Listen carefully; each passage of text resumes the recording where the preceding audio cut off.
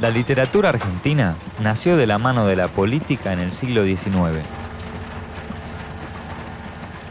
Nuestros primeros escritores fueron intelectuales, gobernantes, militares y periodistas.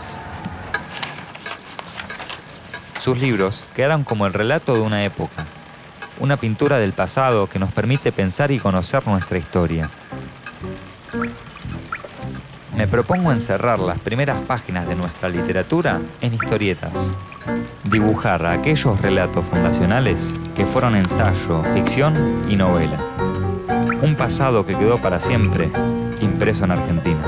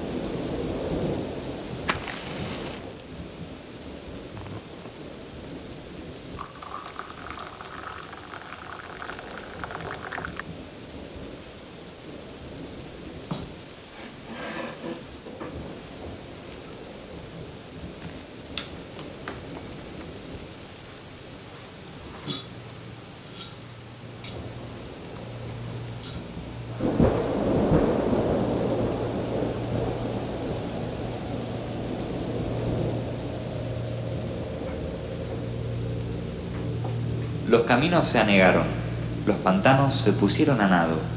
Millares de voces conjurando el demonio unitario de la inundación. ¡Viva la Federación! ¡Viva el restaurador y la heroína Doña Encarnación Escurra! El carnicero en un grupo descuartizaba a golpe de hacha. Despellejaban este, sacaba el cebo en aquel. Dos africanas llevaban arrastrando las entrañas de un animal. El carnicero en un grupo descuartizaba a golpe de hacha. El foco de la Federación estaba en el matadero.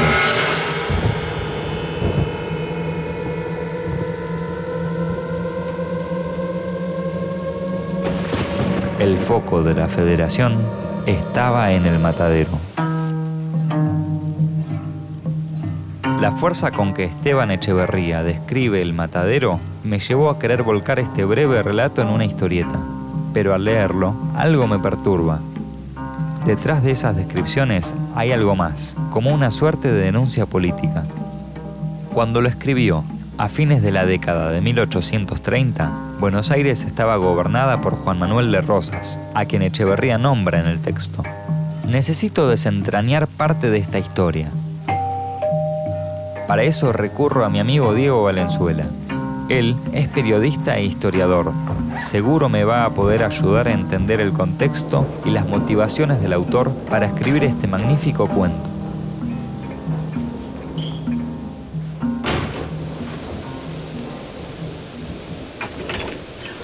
¿Qué haces, Juan? Diego, ¿Cómo va? ¿todo bien? Muy bien. Gusto verte, ¿eh?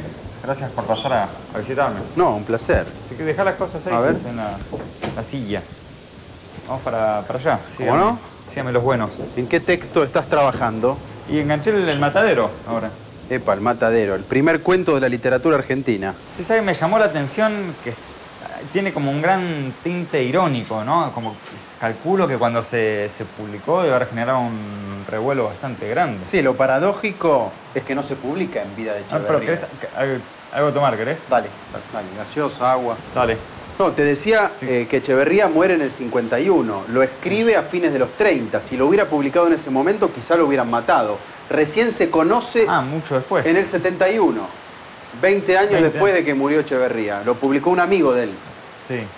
Así es. Así que no hubo revuelo en la época porque no se lo conoció durante la época Rossi.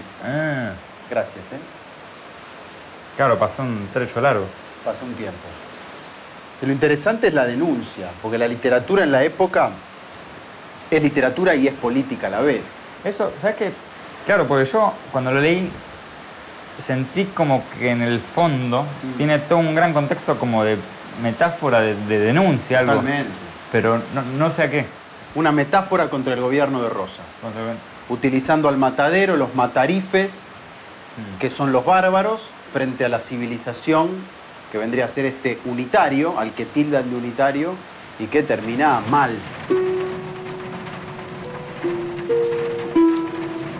Si te parece, te puedo mandar unas entrevistas que seguro te van a ayudar. Pásamelas, dale.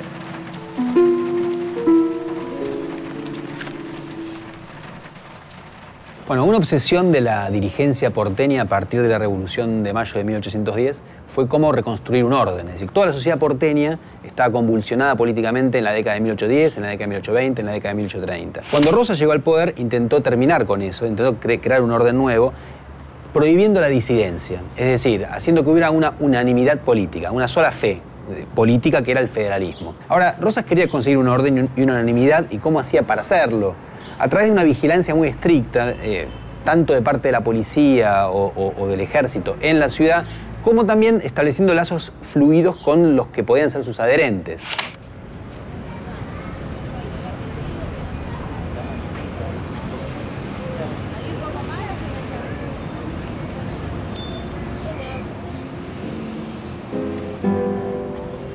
En este lugar, que hoy ocupa el Parque España, es donde funcionaba el matadero del Alto. Es aquí donde Echeverría puso su mirada para criticar a Rosas. La descripción que hace del matadero y metafóricamente del rosismo es muy fuerte, muy cruda.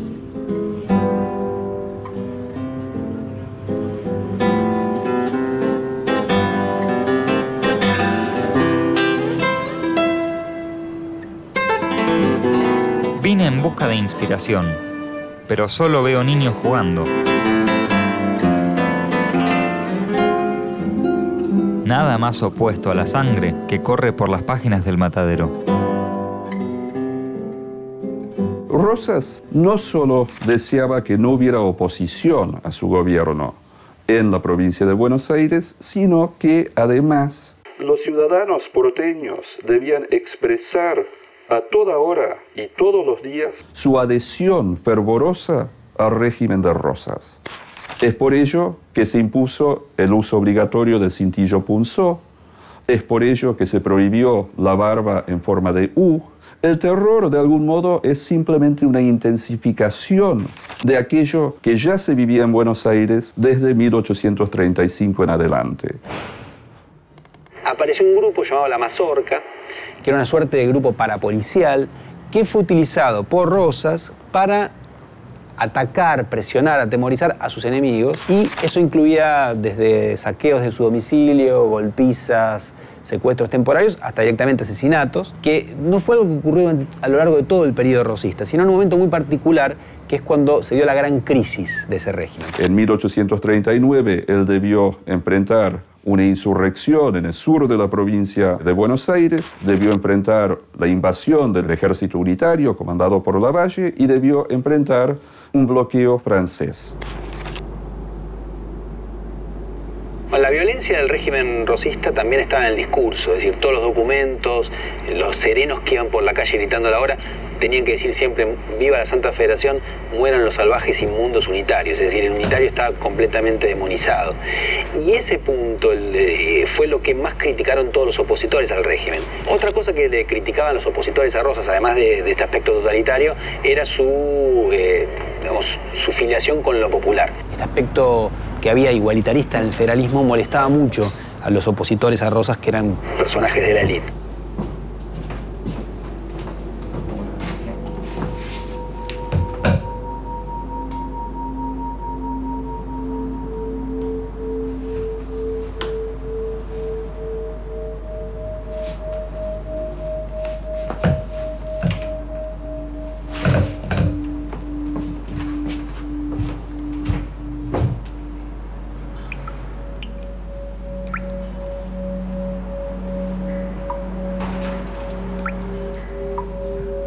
El rosismo fue un régimen intransigente, cerrado a las voces disidentes.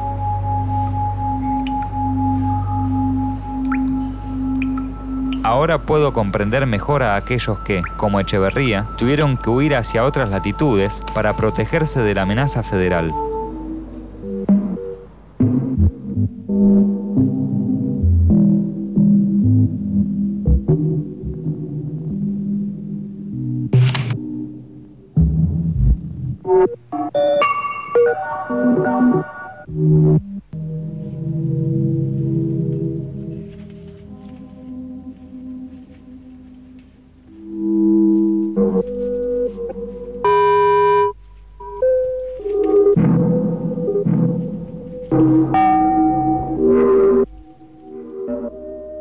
Para hacer esa crítica al rosismo, Echeverría pone el acento o la mirada en el matadero, ¿no? En el matadero concretamente, como el lugar donde aparecen las vacas, los vacunos, que son al mismo tiempo característicos o muy propios de Rosas mismo, que era estanciero. En segundo lugar, el matadero es el lugar del sacrificio de los animales, lo cual convoca a una serie de personajes pintorescos que, según la tradición antirrosista, eran la tropa de Rosas, los sostenedores de Rosas, el mundo de Rosas, ¿no?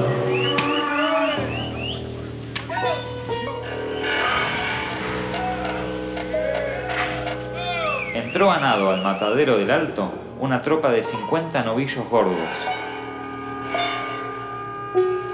Los matarifes, cuchillo en mano, brazo y pecho desnudos, cabello largo y revuelto, camisa, chiripá y rostro embadurnado de sangre, desguazaban al animal.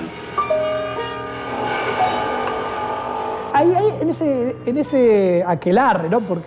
En el cual se están tirando barro, vuela la sangre, están las achuradoras, las gaviotas, los perros, el toro. Uno ve a estos hombres y los ve como uno podría pensar una especie de estado de naturaleza, un estado de barbarie, que son como una especie de chicos jugando, o sea, que tienen una suerte de maldad inocente. Y ese juego tiene mucho de coqueteo con la muerte y con la posibilidad de que estos cuchillos y estas clases populares sean utilizadas por el régimen de Rosas como policía paralela, ¿no? De esto está hablando también el texto, del peligro latente de la mazorca y de los usos de políticos por parte del régimen estatal.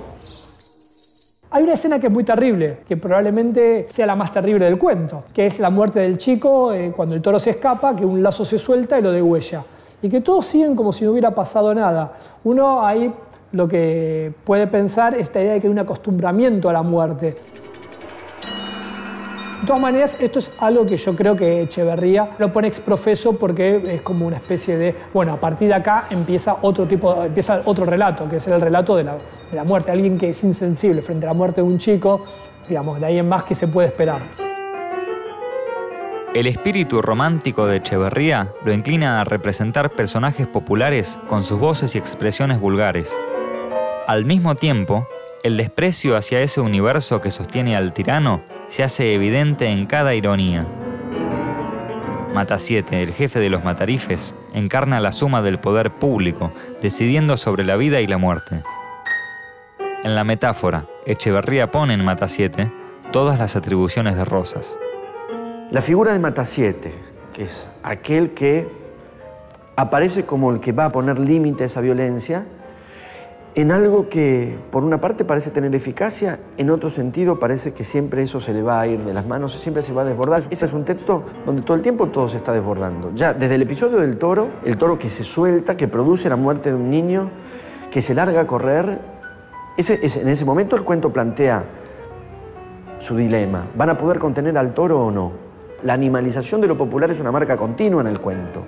En realidad Echeverría está todo el tiempo buscando qué clase de animal le va a poder permitir entender bien lo que es el mundo popular.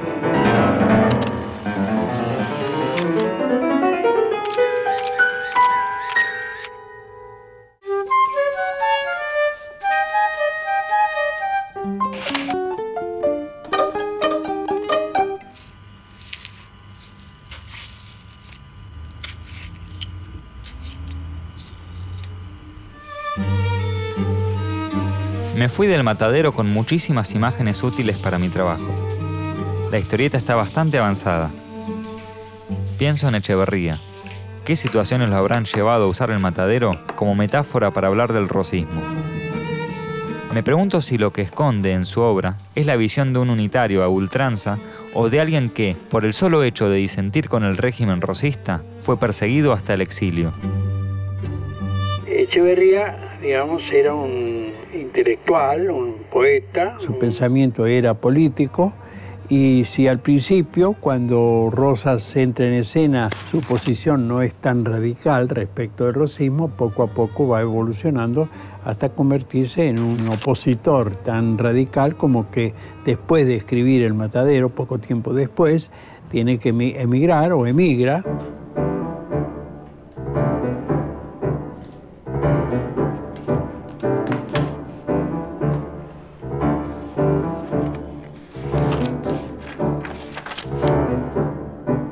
José Esteban Echeverría nació en 1805 en Buenos Aires, en el barrio del Alto, hoy San Telmo. Tuvo una infancia modesta.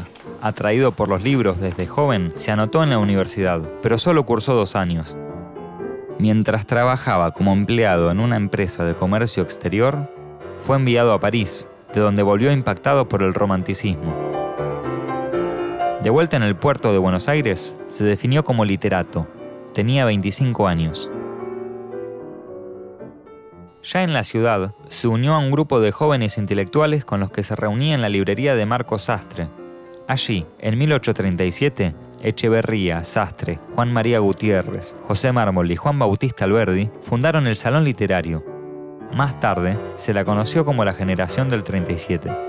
Es una generación muy importante en la historia política y cultural argentina y latinoamericana. Es el primer grupo en fijarse como tarea la construcción de la nación argentina a partir de la idea de la necesidad de la construcción de una cultura y una identidad nacional. Y en ese sentido, Echeverría tuvo un rol muy importante porque fue el primero entre ellos que logró dar a luz producciones literarias, poéticas, que pasaban para sus contemporáneos como una expresión de lo que podía ser una literatura nacional. La personalidad de Echeverría se va dibujando en varios aspectos, en varias líneas, ligadas todas quizás por un pensamiento típico del romanticismo, que era la voluntad de vincular lo que podía ocurrir en el universo subjetivo más lo que estaba ocurriendo en la sociedad, y de la cual Rosas era una expresión. No es que simplemente Rosas fuera para él y para sus compañeros un déspota, un tirano, sino que expresaba eso borroso que podía caracterizar a la sociedad argentina en ese momento y a la cual le querían dar un perfil más definido. Lo que yo no entiendo es cómo Echeverría, siendo un escritor, un poeta, participa en la política. Y era muy común en la época. No pienses en la literatura de hoy. El que escribía en el siglo XIX hacía política. Muchos hacían la guerra, gobernaban, hacían las leyes, escribían los periódicos, todo en una misma persona. Fíjate que él se mete en política en una época bastante peligrosa para los que no adherían al régimen de Rosas. Ahí la cosa se va complicando y a Echeverría no le queda otra que irse del país. Así es. Primero va a Los Talas, esta estancia que compartían, modesta estancia con el hermano. Está unos 2 años, ahí cerca de Luján. Y ahí aparentemente escribe El Matadero.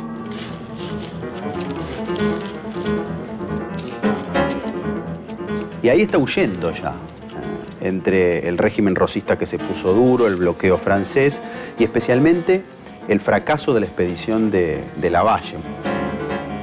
Entre otros, Echeverría esperaba que Lavalle pudiera con Rosas. Al fracasar esto, como otros, termina huyendo primero a Los Talas y después termina en Montevideo, el centro antirrosista de la época.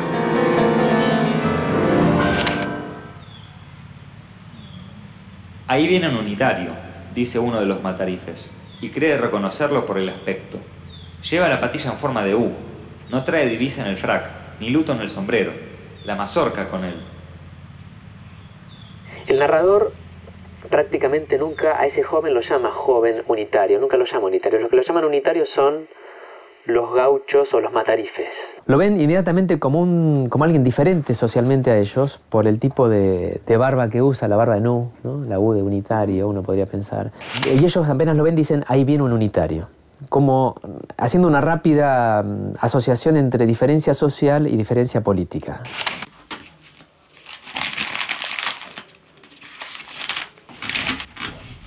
Rosas inventó el término unitario para aglutinar a todo opositor. Por ejemplo, los miembros de la generación del 37, como Echeverría o más tarde Mármol, no eran ni unitarios ni federales disidentes, eran un nuevo grupo, pero también fueron agrupados con el nombre de unitarios, porque todo aquel que se opusiera al régimen era unitario.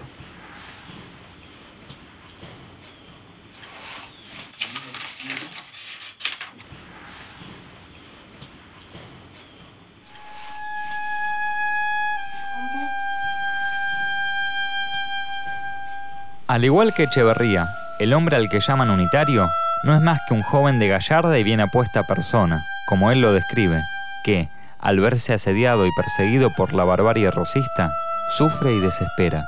Cuando los matarifes le preguntan por qué no lleva luto por la muerte de la esposa de Rosas, él responde: porque lo llevo en el corazón, por la patria que vosotros habéis asesinado, infames. Después de enfrentarse con Matasiete, el joven es colocado sobre una mesa para ser azotado con un látigo.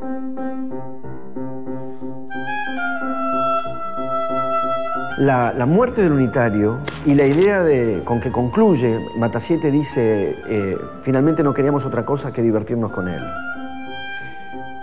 No lo matan, él muere. Se les muere en algún sentido. Se les muere. En una escena que tiene mucho de la mesa de tortura y la idea de que padezca pero no muera y se les muere, él revienta. Y de alguna manera, yo diría, entra en una dramática correspondencia con el problema del estallido y del desborde, que es que estalla él. Esa amenaza popular de que los cuerpos se desbordan, y en realidad todas las descripciones del cuento, los juegos con el barro, digamos, esa mezcla de suciedad y erotismo al mismo tiempo, hay demasiado cuerpo puesto en juego ahí. Después viene el unitario, que sería en principio la negación del cuerpo. El unitario es pura ropa, pero los federales lo despojan de la ropa, los federales lo desnudan, y ese cuerpo termina en su propio estallido. Revienta literalmente y se les muere a los federales en los que es para ellos mismos un desborde de violencia. El texto efectivamente termina teniendo un final ambiguo. No sabemos si es verdad que los carniceros solo querían divertirse con él y esa risa y esa diversión popular es altamente inquietante, o si esa escena del asesinato iba a tener lugar. Por supuesto, la amenaza siempre es más inquietante que la concreción del acto, y en esto el texto también es inteligente en su resolución.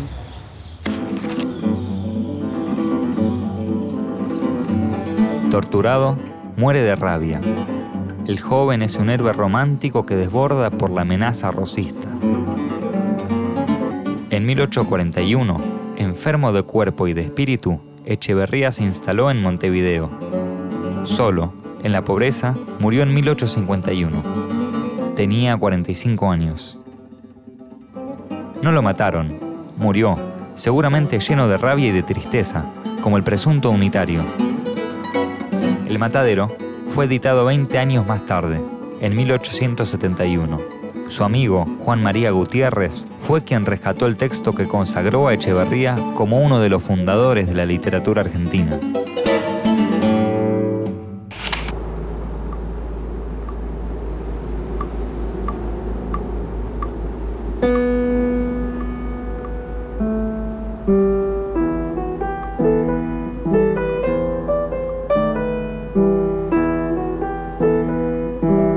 Finalmente, en el matadero, la civilización es vencida por la barbarie. El poeta se resigna a que de la lógica del rosismo no se puede escapar. Es una mirada pesimista de la lucha que Echeverría estaba librando contra el régimen de Rosas, que parecía haberse instalado en Buenos Aires para quedarse. En el matadero, Echeverría parece estar izando su bandera de rendición. Es que se puede decir que murió vencido. Su muerte lo sorprendió un año antes de que Urquiza venciera a Rosas en la batalla de Caseros.